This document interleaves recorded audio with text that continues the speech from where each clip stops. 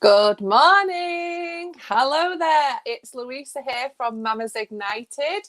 I'm taking over the show today and I'm so happy to be on the Show Up, Wise Up, Rise Up show in place of our amazing Queen Bee, Dani Wallace. So let's see who we've got in the house today. Pop me a hello and I shall say good morning. I have had a rapid transformation in the last 10 minutes. I just got back from the school run with wet hair. And I've blasted the hair. I've actually got the straighteners out for the first time in a long time, whacked a bit of makeup on, and here I am, ready to brighten up your Thursday morning. Lisa Dennis, good morning. Danielle, good morning. How are you feeling? Hope that little one's not causing you any trouble today. So I'm here. Good morning, Titia. Nice to see you there. Some of you may have seen me on the show last week with our wonderful Danielle Hansen, and we had a wonderful conversation. I think at one point we actually forgot we were live and we were just having a good old chat. Good morning, Susan. Thank you for being here. Wow, what a week it's been weather-wise. We've gone from sunshine to ice to freezing, and now I'm hearing that snow's forecast, so I'm not quite sure what is going on there. And whether we are going to get that cold snap again, because I don't know about you guys, I had completely put my summer hat on. We were out at the weekend, we had picnics, we didn't wear a big coat, and I'm all down for spring now. In fact, my little one thinks it's summer, wanted a barbecue and the paddling pool out, so I am not down for any snow, absolutely not. So what's the weather like where you guys are? It's a bit grey here today. Right, so on the show today, we have the absolutely amazing Kezia Luckett, and I'm so excited to speak to her. She's going to speak to us about her energy code, and she's got so many exciting things to discuss with us. So the first thing I just want to say before we bring her onto the show is the expression, I'm in my element, and a lot of mums will be in their element today. British weather at its best, absolutely. A lot of mums will be in their element today because homeschooling is ending tomorrow. If you are homeschooling, you are nearly there. The juggle struggle has been real. Okay, so give me a shout out. It's cold in Preston. Yeah, I was freezing this morning. I'm in Warrington.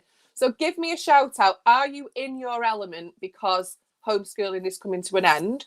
Or is anybody now secretly panicking and has become, like me, a bit of a hermit, a bit agoraphobic, and doesn't actually want to leave the house? Let's hear how we're all feeling about this possible return to the world. We've got the roadmap laid out, still quite a way ahead.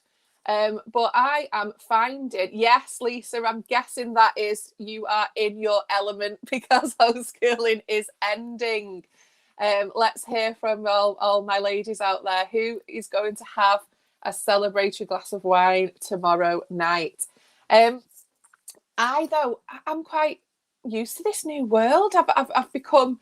They reckon it takes you 40 days to. Good morning, Amy. They reckon it takes you 40 days to create a new habit, and we've definitely had more than 40 days, haven't we, to create new habits? So this new habit of working from home, from speaking to people on Zoom, we've got a bit accustomed to it now, but obviously I can't wait to get out there and send out all the hugs indeed. So if you are in your element, elements is something that I speak a lot about within Mamas Ignited. So I'm a reinvention and empowerment coach for anybody that doesn't know me. And I have an amazing quiz called do you love the life you live? And it's all about the elements. So I'll pop it in the chat today after this call, because it's a really fun one to see which of your elements you're living in. Are you living in your earth element, your water, your air, your fire, or your space element? So little fun quiz for that. What we're saying in the chat? I'm definitely a bit carry about going out there. I don't know what you're saying there, Lisa. I'm definitely a bit carried away about going out. Yeah, definitely. Mine are college age and beyond excited. Get them back to college. Get them out of the house. How quiet will the house seem next week without all the little people? I'm a teacher. Well, soon to be ex-teacher, because I've actually resigned this week and going full on in my two businesses, Relax Kids and Mamas Ignited. But my little girl has been in school, so she's oh, Amy, you were water. Did that make sense for you? Do you agree with the element? Does it make sense to you? I'm sort of between fire and space. Some of you might not know what I'm talking about, but I will pop it in later. You can have a go at my quiz. I don't have my glasses on. Yes, a bit wary. Yeah, Lisa, I get it. Being a bit wary about suddenly, we're so used to talking to people from a distance, having our masks on, but it's not gonna change dramatically straight away, is it? Social distancing is certainly a thing that we're still going to be going with. I, as an English teacher, I'm a big sort of fan of language and words that go into the dictionary and how language changes. And if you think, like, this time last year, we did the phrase social distancing, bubbles was just what you got in champagne, wasn't it? We didn't know anything about bubbles, and this whole new vocabulary has emerged in the last 12 months. Anyway, I am getting carried away. So we have our lovely Kezia backstage. I'm going to invite her into the studio and we can have a really good chat. So please welcome Kezia. How do I do it? Have I got you in? Yes, there you are. You got me in. Hi, Kezia. Oh, it's lovely to see you. I'm sorry if we were a bit lastminute.com, but it's good you're here. That's all right. I was like, no, I don't have the link. But here we are. We're here. We've made it. Yeah, I wasn't sure of the protocols and different things, because I have hosted the show before, but lovely Dani was backstage last time sorting me out. So, but Danielle Hansen was here today to save the day. So we've got you. So it's lovely to have you here. So can you just tell us a little about yourself? Tell us who you are and what you're here to talk about today. Oh, so, well, firstly, thank you. It's great sitting back and listening to everybody, kind of having the conversations. I know you're talking and people are answering. So it's lovely to see this gorgeous community coming together. Oh, it's lovely, isn't it? Yeah, exactly. It's what we need on a Thursday morning when it's really drab. Oh, it's boring out there at the moment. It's not honestly nice. I got so carried away with that sunshine at the start of the week. I was like, this is it now, it's summer, and then suddenly I've got my big coat back on. It's always the way. When I first moved back from America when I was younger, I remember the first time we had a day like we did at the weekend, and I packed all my winter clothes away and I brought all my stuff out, and the following day it was winter. It's like, how could I have forgotten that this happens? Yeah, I know. We forget. My little girl's 5 and she just can't comprehend it. She was like, Mummy, it's obviously summer now, so we're going to get the paddling pool out. And I'm like, no, darling, it will be snowing tomorrow. No, definitely don't. Well, my name's Kezia Luckett. Oh, sorry if I pronounced it wrong. Sorry, Kezia. You know what? It was so funny because last night I was interviewed by the lovely Aga Mortlock, and I'm not sure which country she's from, but she's got this beautiful accent. And the way that she said my name, it sounded so exotic. And then I was like, oh, I'm just back to Kezia. But anyway, my name's Kezia Luckett, and I'm a positive psychologist, and we focus on what's right with people. So psychology has historically focused on what's wrong with people, and we focus on what's right. And so I'm a positive psychologist, an international best-selling author of the Pay It Forward series. Wow. 3 times, so 3 different books, and also an international speaker. Wow. Well, I've been looking at, obviously when I found out I was going to be having the great opportunity to chat to you, I've been having a look at you online, and oh my gosh, I've these books, I need to read them. They just sound so up my street, because I do think this positive mindset and this positive psychology it's been a game changer for me, because I went through a breakdown back end of 2019, and I went for talking therapy, and I really thought I was just going to sit there and talk about all the bad stuff and this happened, and unpack all my and she shocked me, because it was very sort of forward thinking, positive, taking control. And it was a massive game changer, because I really just thought I was just going to dwell and, we need to talk about what's happened. So can you just elaborate a little bit on how you use the positive psychology? Yeah, so positive psychology has been around for a while now, and we're seeing it being more and more kind of mainstream with articles left, right, etc. about being positive. But my view is that the positive emotions and the so-called negative emotions are really, really valid, and actually those dark moments that you've just described are really friggin' important, like so important. And so I created a process called mind conditioning therapy, which is taking kind of, lots of the positive psychology interventions that we use on a day-to-day basis. And the idea came through a vision. And the vision was, if we could go back in time and we could give ourselves words of wisdom, knowledge and inspiration about a difficult pivotal moment in our life, A, what would we say? And B, would we change anything? And ultimately, I took 55 women through the process of writing back to their younger selves. We were lucky enough to have 2 women from the hit film The Secret involved in the books. Wow. And basically, time and time again, it was coming up that people wouldn't change things. And actually, when you put a different lens on the situation and you look at it from the point of view of not discarding what you went through, but looking at it with a different lens as something that you needed to go through in order to put it in your tool chest, in order to step forward into your true purpose, passion, and what you were put on this planet to be, do, and achieve. And when you look at things from that perspective, it changes absolutely everything. Yeah, it's so powerful, isn't it? Because it's very easy to get wrapped up in the whole oh, the universe hates me, I've been dealt this bad luck in life, and but really, I mean, my sister has been the forever optimist of, well, it was meant to be and I've learned something from it, and no amount of bad things that were piled on. She's always been a real advocate for, I don't regret anything that's happened, and I think that's important, because, like you say, it's those moments that bring you to where you are now, and I've been doing a lot of that self-reflection storytelling. I'm on one of the Be Inspired speakers with Dani in April, hence why I'm guest hosting the show. And storytelling and your story was one of the massive parts of that process, because I joined the course sort of thinking, right, well, I've escaped an abusive relationship, I've had a breakdown, but actually that wasn't my story. It's the story was way back, before, and actually it was that story and all those things that brought me to there, which then brought me to here.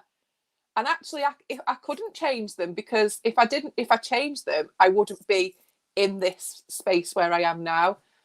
So I just find it fascinating.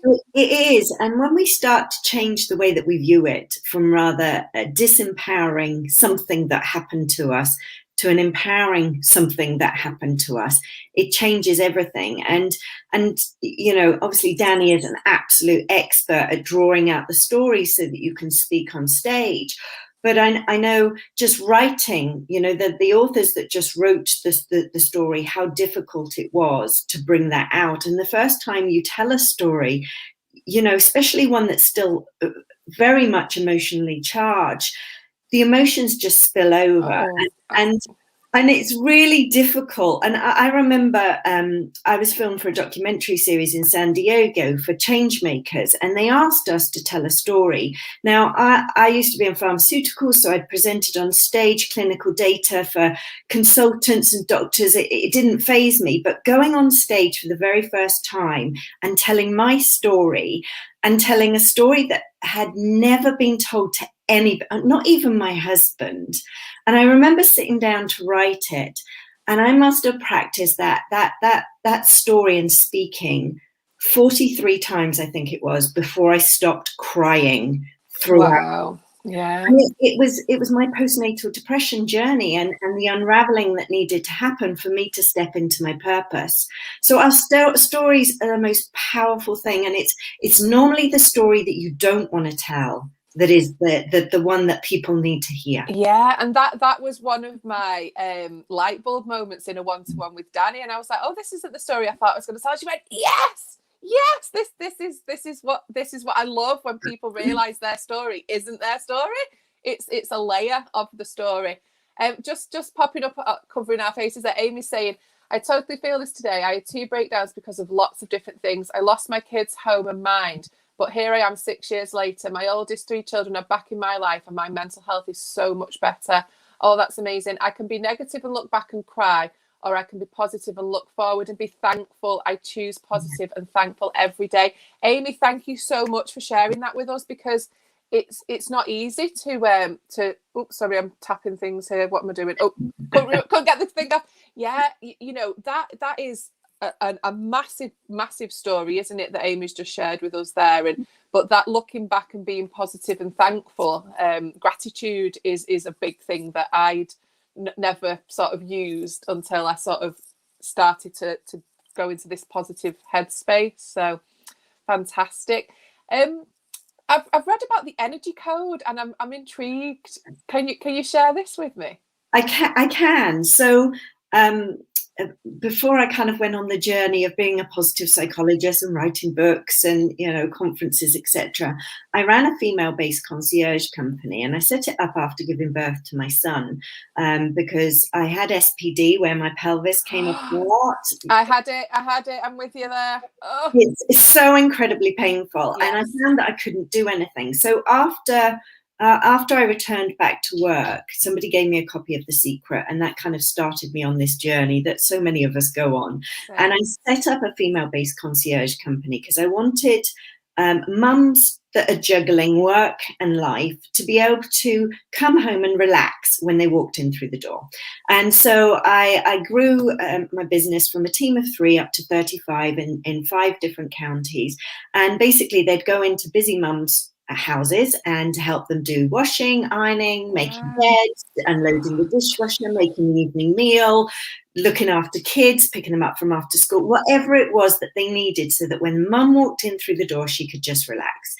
And pretty soon the business took off, and we were being invited into, you know, $45 million houses, you know, people that were at the top of their career and doing exceptionally well. And they had all the markers of success: the big house, the cars, the holidays, the clothes, the chefs, the nannies. Oh, wow. You know, all of these things, not all of them, but quite a lot of them. And I was starting to see this trend come out in all of these women, and they had all the markers of success, but they were absolutely exhausted. They were overwhelmed. They were burnt out. They were self-medicating, whether that be with alcohol or antidepressants or shopping sprees or various things. And I was just like, this is absolutely crazy. You know, we're taught that when we get to these pinnacles of success, then we will feel absolutely fantastic. Yeah. But I'm seeing the reverse. And so I've seen all these women depressed and burnt out, and I ended up burning out. I was working an 80 to 90-hour work week in my business, and I ended up burning out, and I ended up just walking away from the business because I just physically couldn't do it anymore. Mm-hmm. And when I came into positive psychology, it was just like, there's something wrong with the way that women are living. There is something wrong. And we've been told and taught that we can have it all. You know, we can have the career, we can be super mums, we can have the gorgeous homes, we can, you know, do all of these fantastic things. We can have it all. But the downside is we ended up doing it all. You honestly, it's amazing that today is the day that but whether Dani's done this on purpose, because this is very much what I'm speaking about at Be Inspired, the fact about women doing it all. So tell me more. So we do it all, and there's a great psychologist, he's not around anymore, his name's Daniel Levinson, and he wrote about the season of a woman's life, and in this he talked about this myth of the successful career woman, you know, the fact that we've been taught we can have it all and end up doing it all. And historically, we've ended up doing it all because that's what our mums did. And that's what their mums did. And that's what their mums did. And the mums before that. And unless we've actively chosen to do something different, we followed a generational pattern of doing the same thing time in, time out. And we know as women, there are mornings that you wake up and you're just like, I'm leaping out of bed. This is a good day. Yeah. You know, life is good. And then there's those days that you just go like, just, you know, let me pull the tray over my head. You do whatever you need to do, but I'm not moving from this spot. And then we feel guilt, and then we feel shame, and then we drag ourselves out of bed and we look at our to-do list and we go off again on autopilot, Groundhog Day. It's so true. So true. And I'm sure lots of ladies listening will be resonating with that as well. It's so true. And so I said, well, I'm sorry. When you look at a baby and you look at a child, they know exactly what it is they need in any moment in time. They're not waiting to go for a pee because, you know, they just need to finish this thing because people are relying on them. Or you know, they're not pushing through because, you know, they feel that they should or that they need to. They know exactly what to give to themselves at any moment in time. And so I was like, right, let's look at the natural rhythms that women go through. Let's look at the natural rhythms that women go through, because there should be a balance, and the balance should be doing and being. So the masculine, you know, energy of doing and the feminine energy of being. And when you've got the two, they should essentially do this, because when you're doing the doing, you're depleting your energy bucket, which means you have to rest to top it up. So I came up with these 4 simple energy spaces that women go through. And if your ladies want to know what energy space they're in, they can go to energycodeforwomen.com. It's free. They don't need to put their email addresses in to get their answer. It will automatically tell them what energy space they're in. But there are 2 feminine energy spaces and 2 masculine. And when you know what energy space you're in, you can start to know what to do in that energy space. And then you can start to track it, and you will see natural cycles based on your feminine cycle, the lunar cycle, the seasons that we go through. And then you can plan your business around it. Because how great would it be to know that today you've got the energy of, like, you know, the Energizer Bunny and can run around and do 150 million things. But tomorrow you're going to need to rest and replenish. You can plan your diary. And without the guilt, because I think it's the guilt that's the big thing, isn't it? And well, Dani's been talking about it, the should stick, what you should be doing. I mean, yesterday and the day before, I think I completed about 10 things off my to-do list that they've been there for 2 weeks, because I just was in that, and I've been making myself feel guilty for 2 weeks for not doing it. But perhaps if I was looking into that energy shifting more, you take that guilt away from yourself. And I think that's so important too. It's the guilt and the shame, and we're programmed for the guilt and the shame. And that's because other people have made us feel guilty or shameful. You know, you're lazy if you stop.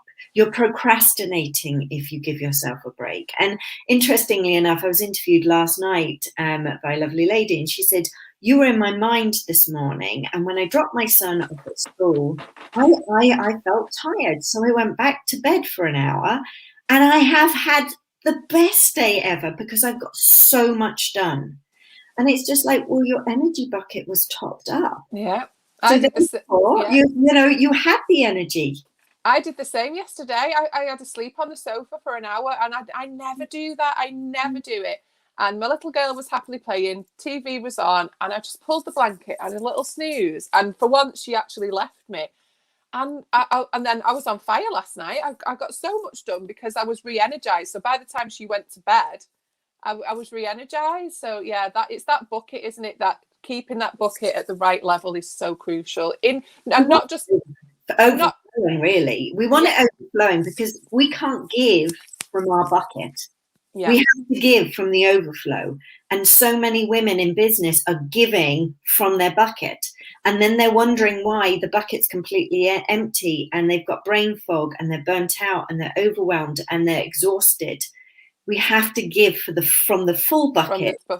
Overflow. So keep our own, and I don't think this is just in business either, is it? I think it's in women full stop. And I think I've been calling it the juggle struggle. of the juggling that's been going on recently with homeschooling, with lockdown, not having places to escape, not having the gym, not having the arts. You know, there's so much going on. So we need to become creative to find ways to keep our bucket topped up at home, because it's been a real challenge, hasn't it?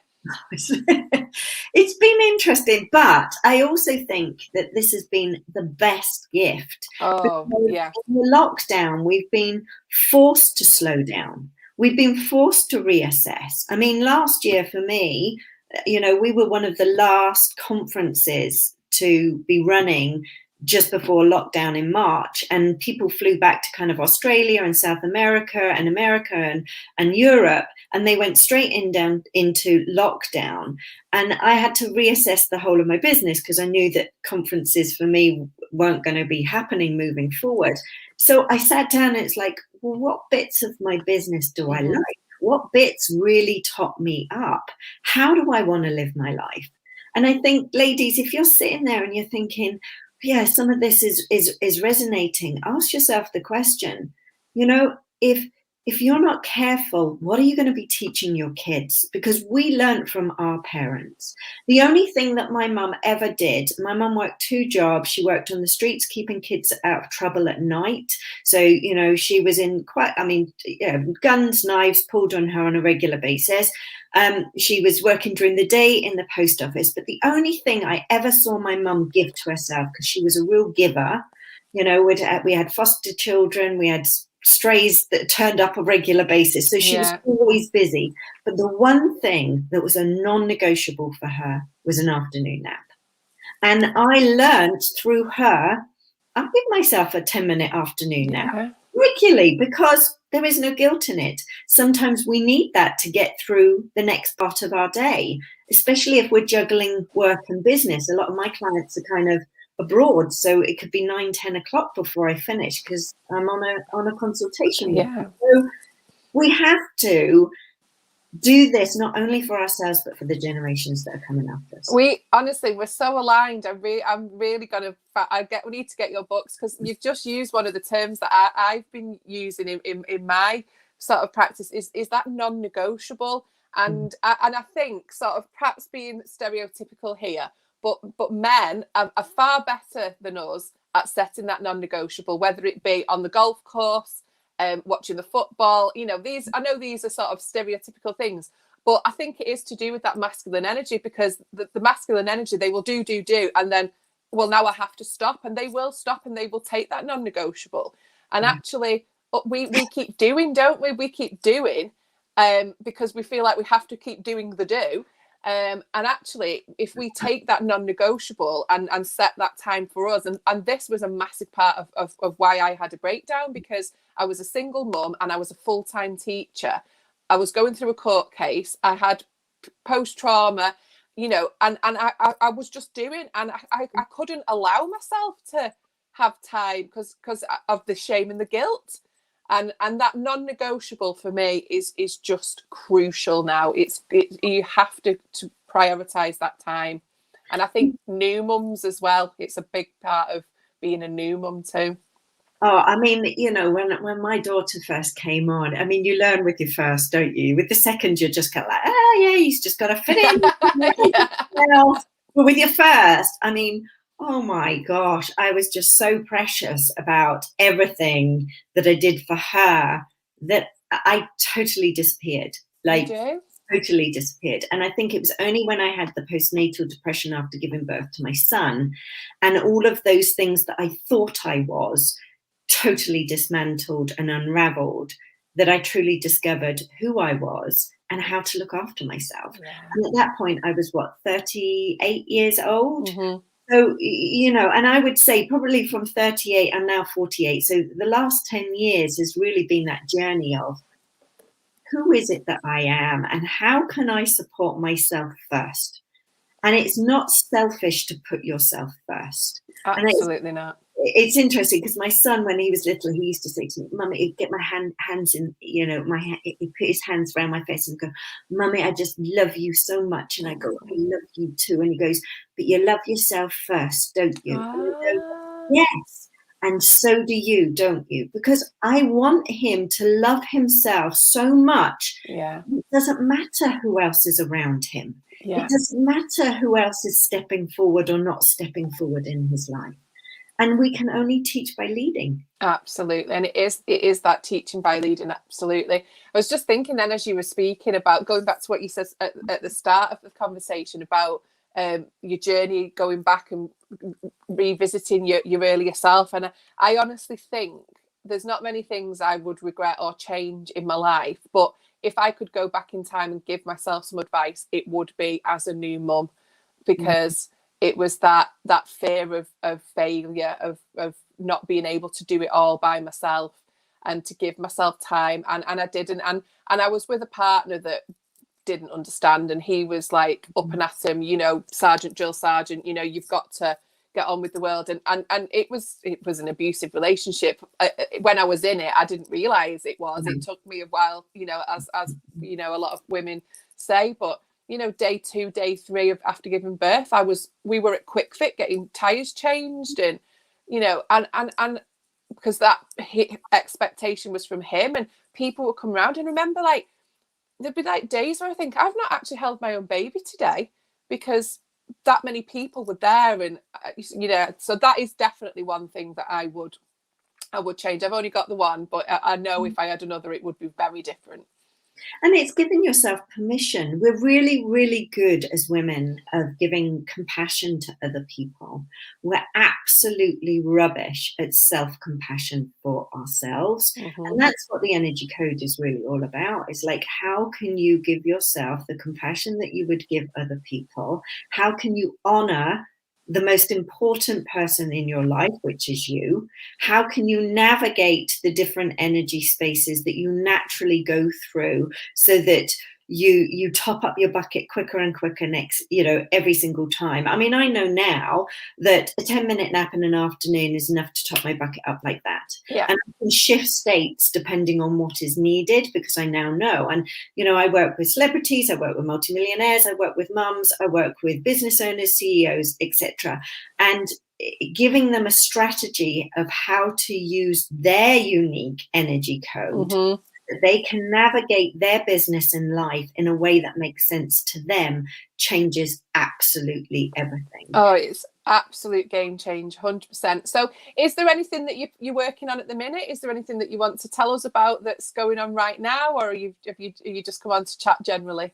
Well, next week for International Women's Day, normally we would run the conference Destined for Bigger Things around this time, and people would fly in from all around the world. Obviously, that's not happening. So next week, starting on International Women's Day, which is Monday, I'm going to be taking women through a 5-day experience called The Quest. And it's really about how you can naturally tap into your energy code and harness its power. So those 5 days, everything that you could need to get started with the energy code is there. You will get it. It will be my gift from my heart to yours, as you know, I support women across the globe. So 5 days of literally going through what the energy code is and how you can use it in your life. Ooh, this sounds exciting. And it's all about that quest, that journey back home to ourselves. And I used to love Indiana Jones as a kid, because I had 2 younger brothers, and they literally used to be on replay constantly in our house. So I kind of set it up like that we kind of go on this quest, and we need a nap. And this sounds great. Along the way. So I'm really excited, really excited. So will you drop the links, and how do we find you? Where do we find you? So the easiest place to find me is either on Facebook as Kezia Luckett. You can come over on Instagram, again, Kezia Luckett. Or alternatively, I will drop the links for the quest in underneath here so that people can join. And there is, when you join, you get a meditation, because obviously as positive psychology, I'm all about mind conditioning therapy, because that's my modality. So I've included a brain priming meditation so that by the time you get to next week, your brain will be ready to accept the growth and will be in a great space to grow and expand next week. Wonderful. So is it in a pop-up Facebook group? Is it a group that people can join? Yeah, it will be a pop-up Facebook group, but you have to register. So if You have I to register. Down, Yeah. and the reason you have to register is there's something special that happens with the invite when you register, and I'd love to hear people's opinion, but there's something special that happens when you register. Ooh, nice. And I presume because it's in the group, it's available on catch up, so you've got different time zones and whatnot. Yes. So. I mean, we've set it up because last time we did something similar, I got messages from people in Jamaica saying, I'm setting an alarm for 4 o'clock in the morning. And it's just like, no, we can't have that because we have people from all around the world. So it was just like, right, we will set it up. So the first day is 8 p.m. on Monday, and then the rest of the week is 2 p.m. So we get our Australians, our Americans, our, everybody Europeans in there. Oh, great. Well, I will definitely be joining you in there. And so is Amy, by the sounds of it. This sounds exciting. Please pop the link below. It really, really does. And Amy, she's resonated with lots of what we said today. The day after my youngest son was born by C-section, I was stood in the city in the rain waiting for my now ex-husband to come and pick. Oh, my God. Say, Amy, why do we do it to ourselves? And I mean, a C-section as well. Wow, that must have been really horrific. You don't know any better. You don't know any better, do you? I remember after giving birth to my first, I couldn't walk for 9 weeks, and I just thought, well, this is normal. But actually, they'd done really bad damage, when they'd whisked me into surgery. So we just don't know any better. Oh, I know, and I think you big up. You go through the. If I had SPD, gestational diabetes, hyperemesis, I was like, throw it all at me. So once your baby's there, you just want this new life with the baby to begin, and you almost don't realise that there's this in between time where really you need to just be. And I think. Yeah, and we have this image in our head of what it should look like based on the films and what society. This is the most beautiful time of your life. You're just going to be there, and you're just going to be holding this baby. No, it's not. It's going to be lovely. And so we feel guilt and shame if we think, do you know what? Actually, quite frankly, take the baby away. I just need a week to recover. Honestly, if I would have given my right arm to go back to my old life. I was like on the emails from my school, watching people go back in September to the new school year, thinking, I want to go, but obviously, it's one of those things. And I started blogging when I was on maternity leave, and I've always been a writer, but I'd been a dormant writer for way too long. And this is part of my awakening now, is that I'm writing and I'm getting published, and it's just brought me to life. So blogging when I was on maternity leave got me through. It was my way of topping up my bucket. Actually, it was that stimulation away from just being mum, and it was fantastic. And I actually went to Blogfest, which was run by Mumsnet down in London, and I went 2 years running it, and it was absolutely amazing. And there was loads of guest speakers. One of my absolute favorite moments in my life was Margaret Atwood was one of the key speakers, which was just unreal. Anyway, Meera Syal was speaking, and she was speaking about the transition into motherhood, and it's something that I'm much more aware of now, but at the time I'd never heard a bit of matrescence, and the idea of that when a child is born, it's the birth of the mother as well as the birth of the child, and that is not mentioned, and that I think my baby was about 5 months old at the time, and from there I really realized that actually I was a new person, and I hadn't ever really realized that before, as daft as that may sound. So yeah, it's a interesting looking back, isn't it, on where we've come. So it is. And like you say, you look back. Amy said you look back now and you think, what was I thinking? But as we've said, we can't beat ourselves up about it. There's no guilt or shame. You're doing what you want to do, and we're all here to tell the tale. So there we go. So you will drop the links in to the sign up. I'm excited to find out about the quest, which is going to be wonderful. So it has been amazing to speak to you today. I will certainly be following you more and seeing more about this energy code. I did have a look at it last week, and then I think I got distracted, so I will go back. I I'll be honest. Easily done, isn't Yeah, it? easily done. And I shall go back and find more about it. So thank you for being with us Thank today. you, Louisa. Thank you. Appreciated. It's been lovely to speak to you. Now, I can't remember how. Do you know what? I'm not going to get rid of you because I might just cut the call off. So I think I'll just say goodbye with you there because I don't want to do it wrong. So thank you to everybody for joining in with this amazing conversation today on the show at Rise Up, Rise Up show. Get my teeth in. We've got some amazing conversations. And ladies, thank you for being here. Have a lovely Thursday and I'll see you again soon. Bye-bye.